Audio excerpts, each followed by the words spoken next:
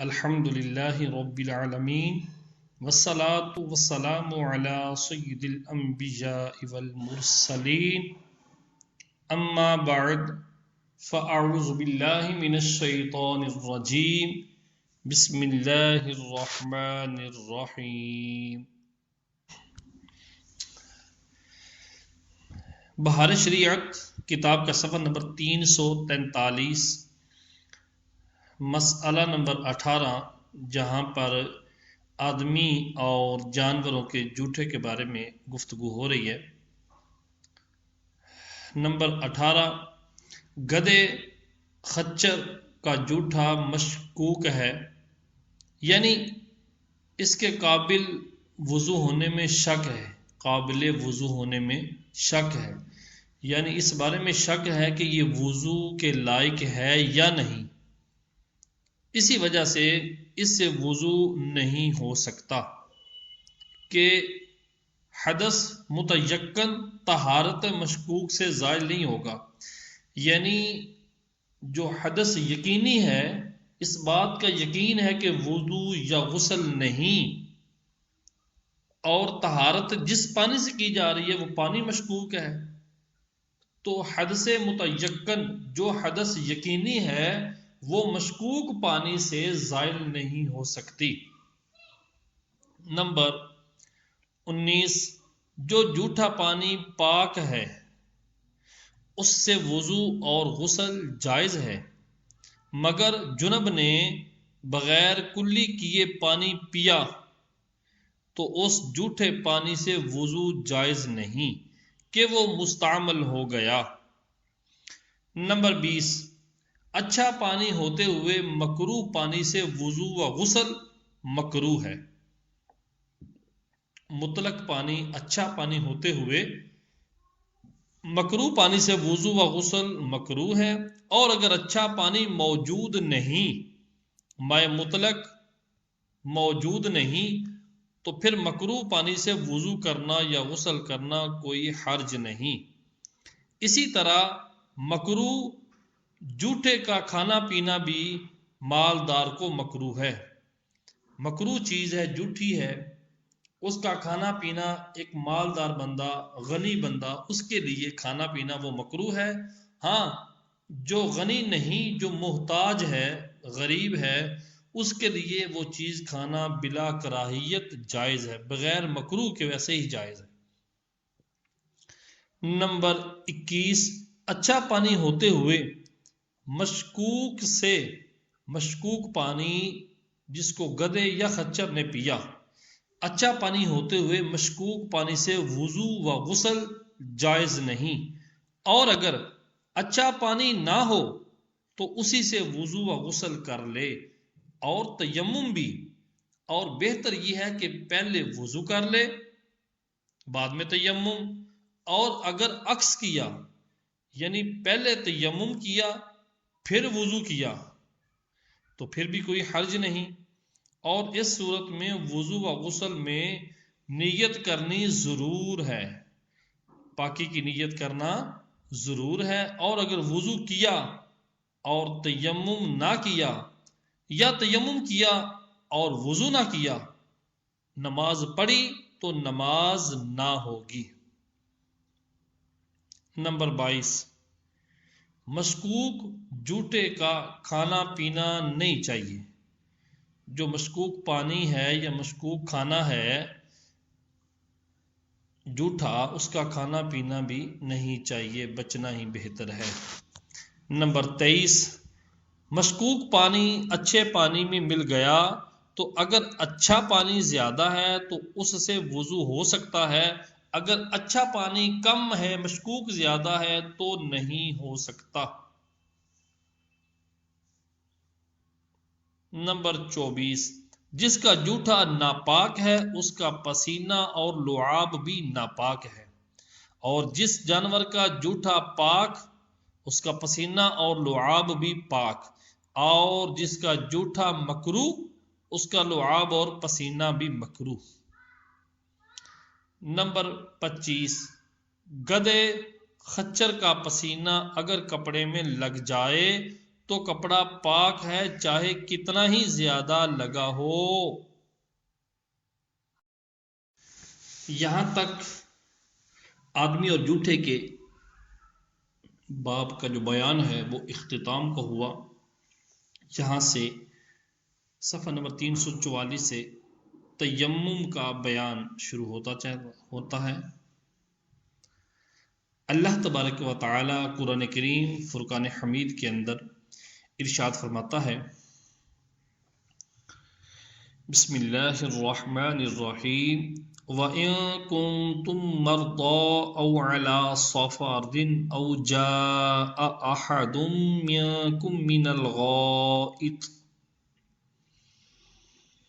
مِّنكُم من الغائط أو لامستم النساء فلم تجدوا ماء فتيمموا صعيدا طيبا فامسحوا بوجوهكم وأيديكم منه،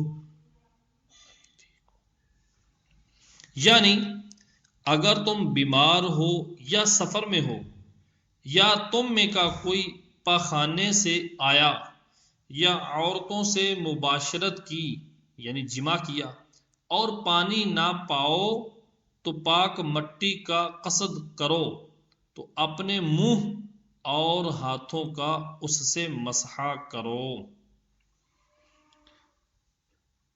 حدیث نمبر 1 صحیح بخاری میں بروایت ام المؤمنین صدیقہ رضی اللہ تعالی عنہا مروی فرماتی ہیں کہ ہم رسول اللہ صلی اللہ تعالی علیہ وآلہ وسلم کے ساتھ ایک سفر میں گئے، یہاں تک کہ جب بیدا یا ذات الجیش میں ہوئے، یہ دونوں ایک جگہ کے نام ہیں، بیدا یا پھر ذات الجیش، میری ہیکل ٹوٹ گئی، میرا ہار ٹوٹ کر گر پڑا۔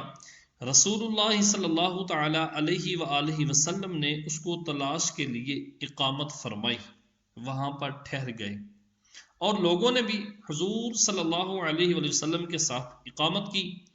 اور نہ وہاں پانی تھا نہ لوگوں کے ساتھ پانی تھا، یعنی لوگ بھی ساتھ پانی لے کر نہ آئے تھے اور نہ جہاں پہ ٹھہرے تھے وہاں پر پانی نہ تھا۔ لوگوں نے حضرت ابوبکر صدیق رضی اللہ تعالی عنہ کے پاس آ کر عرض کی، کیا آپ نہیں دیکھتے کہ صدیقہ نے کیا کیا؟ حضور کو اور سب کو ٹھہرا لیا، اور نہ یہاں پانی ہے نہ لوگوں کے ہمراہ ہے۔ فرماتی ہے کہ ابوبکر صدیق رضی اللہ تعالی عنہ آئے اور حضور اپنا سر مبارک میرے زانوں پر رکھ کر آرام فرما رہے تھے، اور فرمایا کہ تو نے رسول اللہ صلی اللہ تعالی علیہ وآلہ وسلم اور لوگوں کو روک لیا، حالانکہ نہ یہاں پانی ہے نہ لوگوں کے پاس پانی ہے۔ ام المؤمنین فرماتی ہیں کہ مجھ پر عتاب کیا، اور جو چاہا اللہ نے انہوں نے کہا، اور اپنے ہاتھ سے میری کوکھ میں کونچنا شروع کیا، اور مجھے حرکت کرنے سے کوئی چیز ماننے نہ تھی مگر حضور صلی اللہ علیہ وآلہ وسلم کا میرے زانوں پر آرام فرمانا۔ تو جب صبح ہوئی، ایسی جگہ جہاں پانی نہ تھا، حضور اٹھے،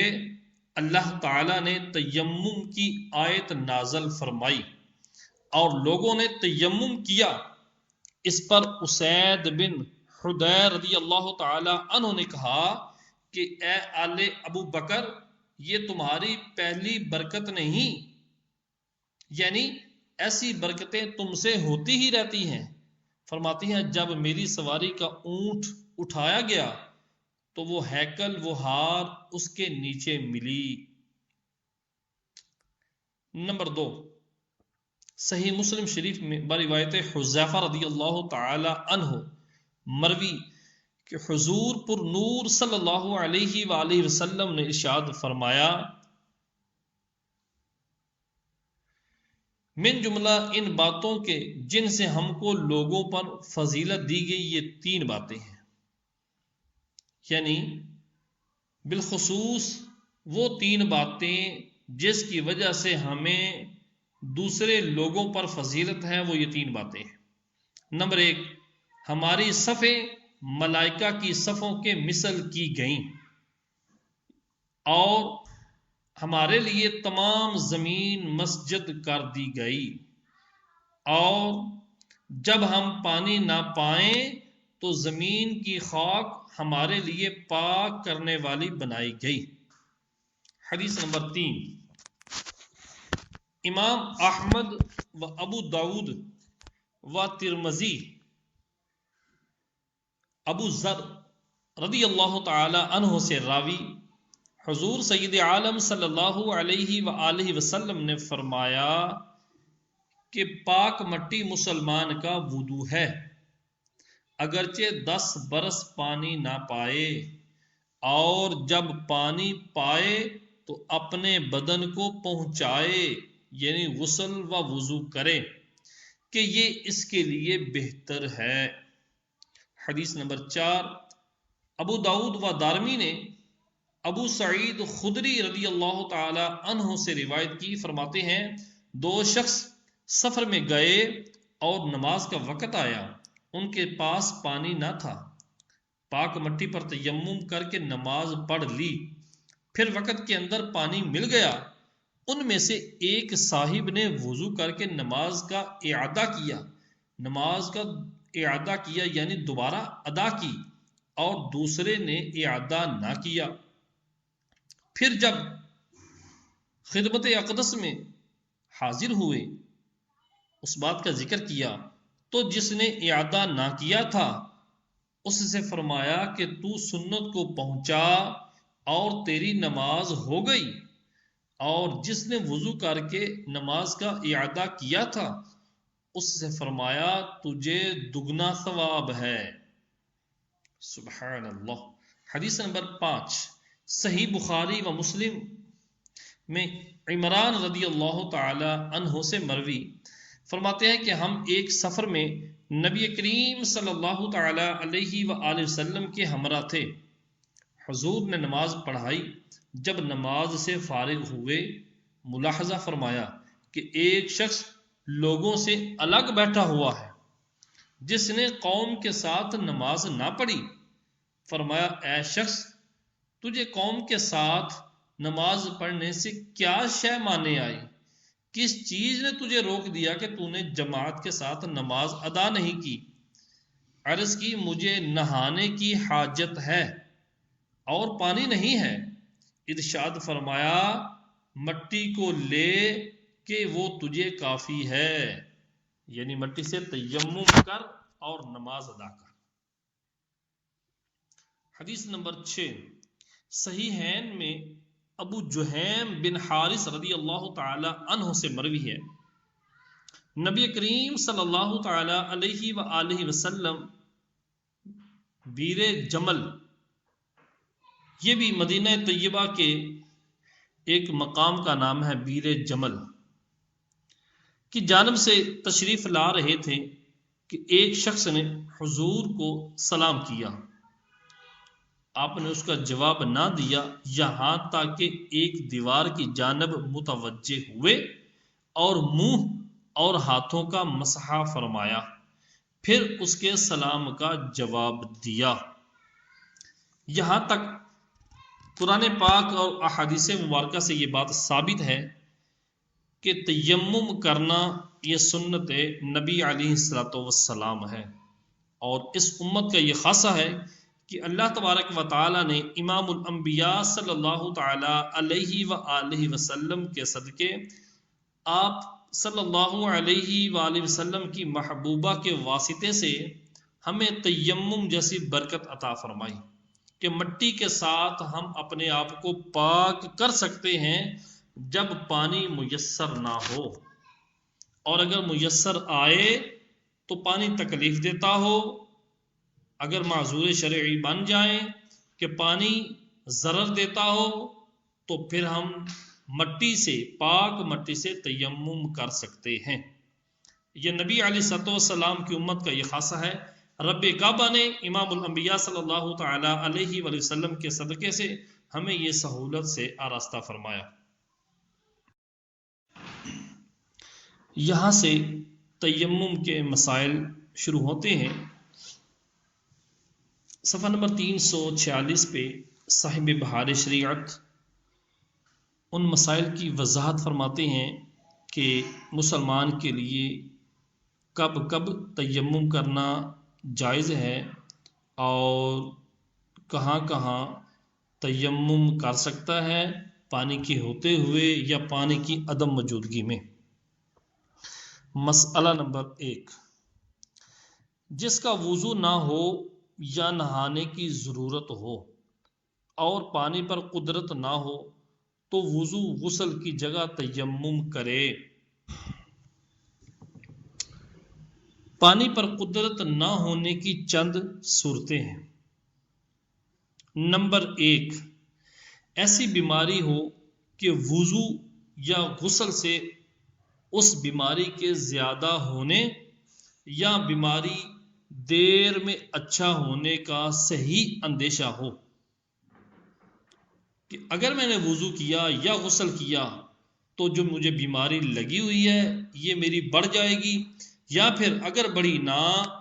تو پھر جہاں پر یہ 2 دن میں ٹھیک ہونی تھی اگر وضو یا غسل کیا پانی سے تو یہ دیر تک اچھا ہوگا، یہ مزید دن لگ جائیں گے۔ اب وہ اس کو صحیح اندیشہ ہو، اب خواہ یوں کہ اس نے خود یہ بات آزمائی ہو کہ پہلے بھی جب وہ غسل کرتا ہے تو ایسا ہی ہوتا ہے معاملہ کہ بیمار ہو جاتا ہے، بیماری بڑھ جاتی ہے، کہ جب بھی وضو غسل کرتا ہے تو بیماری بڑھ جاتی ہے، یا یوں کہ کسی مسلمان اچھے لائق حکیم نے جو ظاہراً فاسق نہ ہو اس نے کہہ دیا ہو کہ تجھے پانی نقصان کرے گا۔ یہ وہ صورت ہے کہ جس سے وہ بندہ تیمم کر سکتا ہے۔ اسی صورت کے تحت مسئلہ نمبر 2، محض خیال ہی خیال میں بیماری بڑھنے کا ہو تو تیمم جائز نہیں۔ خالی اس کے ذہن میں یہ خیال آ رہا ہے اگر پانی استعمال کیا تو میں بیمار ہو جاؤں گا، میری بیماری بڑھ جائے گی، خالی خیال ہے،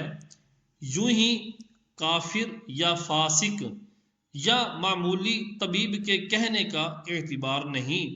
کسی کافر نے کہا بھئی تو پانی استعمال کرے گا تو تیری زندگی کو خطرہ ہے، فاسق نے کہا تو وضو غسل کرے گا تو تو بیمار ہو جائے گا، یا معمولی سا کوئی ڈاکٹر ہے اس کے کہنے پر یہ وضو اور غسل ترک نہیں کر سکتا، ان کے کہنے کا اعتبار نہیں۔ نمبر 3، اور اگر پانی بیماری کو نقصان نہیں کرتا، وہ جو پانی ہے وضو اور غسل کے لیے وہ بندے کو اس کی بیماری کو نقصان نہیں کرتا، مگر وضو یا غسل کے لیے حرکت ضرر کرتی ہو۔ پانی تو نقصان نہیں کرتا لیکن وضو کے لیے غسل کے لیے جو اس کا حرکت کرنا ہے، ہلنا جلنا ہے، وہ اس کو نقصان دیتا ہے، یا خود وضو نہیں کر سکتا اور کوئی ایسا بھی نہیں جو وضو کرا دے تو بھی تیمم کرے، یوں ہی کسی کے ہاتھ پھٹ گئے کہ خود وضو نہیں کر سکتا اور کوئی ایسا بھی نہیں جو وضو کرا دے تو اس صورت میں بھی تیمم کر سکتا ہے۔ نمبر 4، بے وضو کے اکثر اعضاء وضو میں یا جنب کے اکثر بدن میں زخم ہو۔ بے وضو کے اکثر اعضاء اربعہ دھونے فرض ہیں، اکثر اعضاء 3 عضو اس کے لے لیں، ہاتھ پاؤں، ہاتھ کا دھونا، منہ کا دھونا، سر کا مسح کرنا، یا ہاتھ پاؤں اور منہ، یعنی اکثر اعضاء کو لے لیں اور جنب کے اکثر حصے کو لے لیں جس میں زخم ہو یا چیچک نکلی ہو، یہ بھی پورے جسم میں دانے ہوتے ہیں، تو اب اس صورت میں بندہ تیمم کر سکتا ہے، ورنہ جو حصہ عضو یا بدن کا اچھا اس کو دھوئے اور زخم کی جگہ اور بوقت ضرر یعنی تکلیف کے وقت اس کے آس پاس میں بھی مسح کرے، زخم کی جگہ پر بھی مسح کر لے، اور اگر ضرر دیتا ہے اس کی سائڈ والی جگہ وہاں پر بھی مسح کرے، اور مسح بھی اگر تکلیف دیتا ہے، گیلے پانی کا مسحہ بھی اگر نقصان دیتا ہے، تو اس عضو پر کپڑا ڈال کر اس کپڑے پر گیلا ہاتھ کر کے مسحہ کر لے۔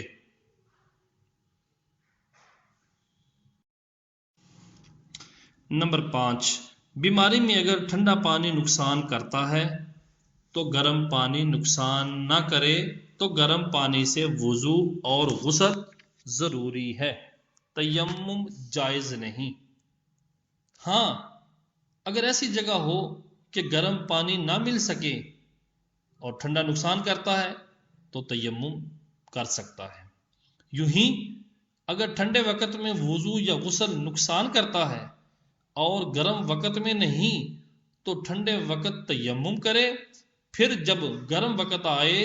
تو آئندہ نماز کے لیے وضو کر لینا چاہیے۔ جو نماز اس تیمم سے پڑھ لی اس کے اعادے کی حاجت نہیں۔ جو تو اس نے پہلے تیمم کر کے پڑھی تھی اور اب وقت ایسا ہے گرم پانی سے وضو کر کے نماز پڑھے گا، تو پچھلی تیمم والی نماز کا اعادہ کرنا ضروری نہیں، اس کی حاجت نہیں۔ مسئلہ نمبر 6، اگر سر پر پانی ڈالنا نقصان کرتا ہے تو گلے سے نہائے اور پورے سر کا مسح کرے۔ اور دوسری صورت کہ جس صورت میں تیمم جائز ہے کہ وہاں جہاں پر یہ بندہ پہنچا ہے چاروں طرف 1 میل تک پانی کا پتہ نہیں۔ اب اگر یہ گمان ہو کہ 1 میل کے اندر پانی ہوگا تو تلاش کر لینا ضروری ہے،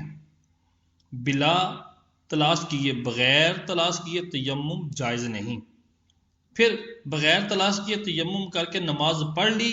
اور تلاش کرنے پر پانی مل گیا تو وضو کر کے نماز کا اعادہ لازمی ہے۔ اور اگر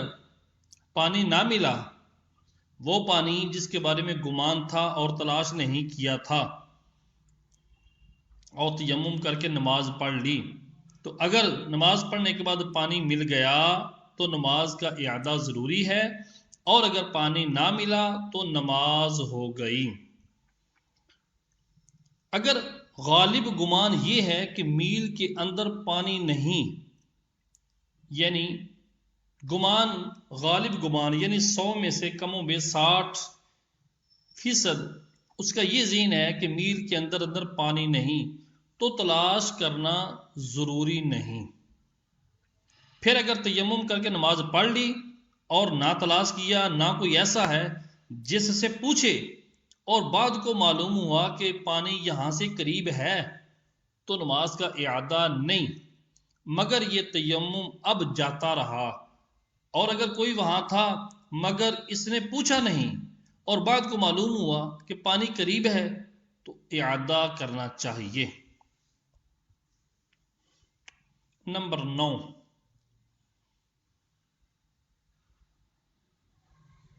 اگر قریب میں پانی ہونے اور نہ ہونے کا کسی کا گمان نہیں، گمان کسی طرف آ ہی نہیں رہا کہ پانی ہے یا نہیں، برابر ہے، اس کا خیال، اس کا ذہن، گمان برابر ہے کہ پانی قریب ہے یا نہیں، تو اب کہہ رہے ہیں اس کا تلاش کر لینا مستحب ہے۔ بغیر تلاش کیے تیمم کر کے نماز پڑھ لی تو نماز ادا ہو گئی۔ نمبر 10، بندے کے پاس آب زمزم ہے، آب زمزم یعنی زمزم شریف ہے، آب زمزم بمعنی زمزم، بندے کے پاس زمزم شریف ہے جو لوگوں کے لیے تبرکن لیے جا رہا ہے، تبرک کے طور پر لوگوں کے لیے لے کر جا رہا ہے، یا بیمار کو پلانے کے لیے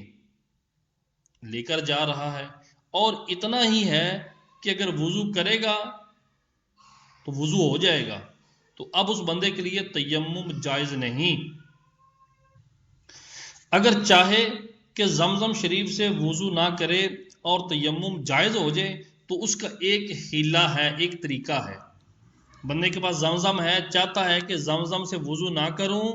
تیمم جائز ہو جائے، کوئی ایسی صورت بن جائے کہ میں آپ زمزم شریف ساتھ لے جاؤں، تو کیا کرے؟ کسی ایسے شخص کو جس پر بھروسہ ہو کہ یہ پانی واپس کر دے گا، وہ پانی اسے ہبہ کر دے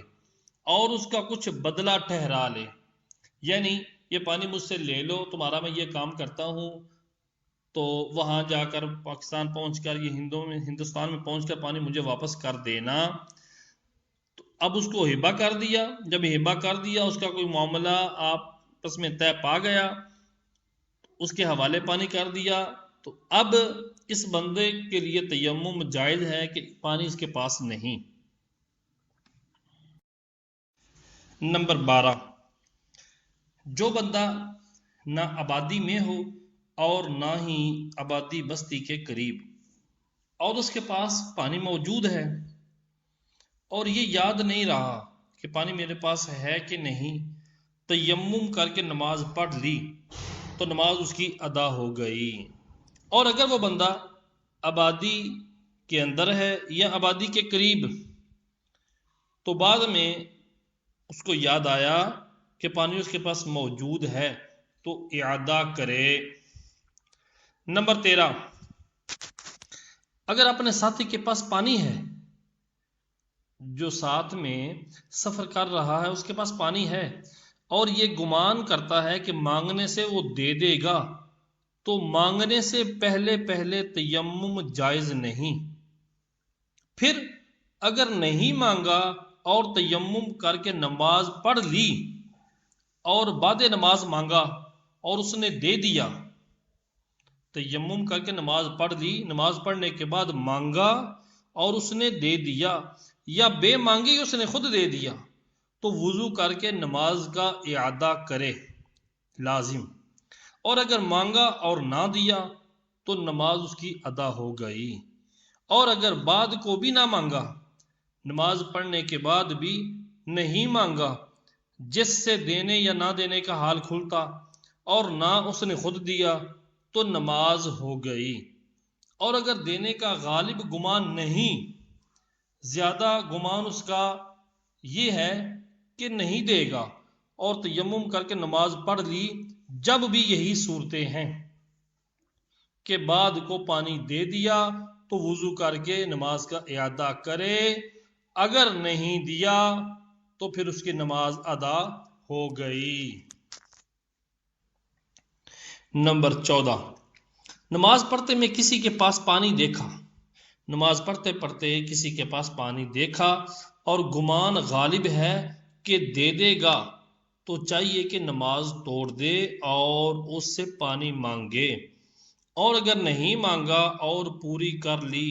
اب اس نے خود یا اس کے مانگنے پر دے دیا، تو نماز کا اعادہ لازم ہے،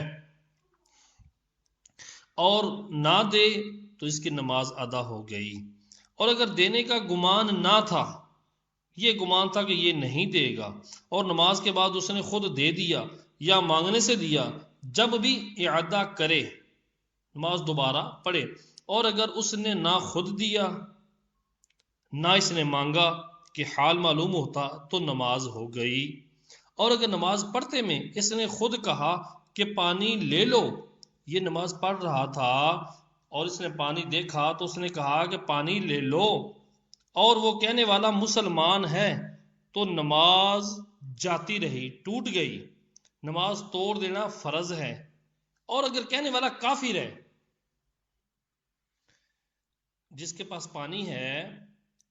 اگر وہ یہ کہہ رہا ہے کہ پانی لے لو اور کہنے والا کافر ہے، تو نماز نہ توڑے۔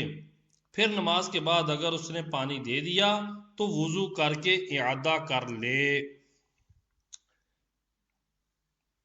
اس مسئلے کے اندر تفصیل ہے، نمبر 13 اور 14 کے اندر ذرا دھیان سے بندہ اگر سن لے تو آسانی سے سمجھ آ جائے گی۔ نمبر 15، اور اگر یہ گمان ہے کہ میل کے اندر تو پانی نہیں، گمان یہ ہے، خیال یہ ہے کہ میل کے اندر پانی نہیں، مگر 1 میل سے کچھ زیادہ فاصلے پر مل جائے گا، یہ گمان ہے کہ میل کے اندر پانی نہیں، میل سے کچھ آگے جائے، کچھ سفر کرے تو پانی مل جائے گا، تو مستحب ہے کہ نماز کے آخر وقت مستحب تک تاخیر کرے. اس کے لیے مستحب یہ ہے کہ نماز کو مؤخر کرے، آخری وقت تک لے جائے، لیکن عصر و مغرب و عشاء میں اتنی دیر نہ کرے کہ وقت کراہیت آ جائے. اگر تاخیر نہ کی اور تیمم پڑھ لی تو نماز ادا ہو جائے گی.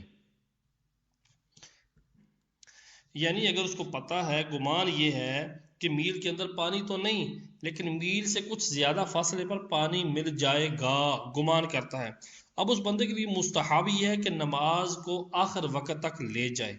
لیکن آخر وقت سے مراد بھی یہ نہیں ہے کہ نماز کو مکروہ وقت میں داخل کر دے. تو اس وجہ سے مکروہ وقت میں داخل کرنے سے پہلے پانی مل گیا تو نماز ادا کر دے،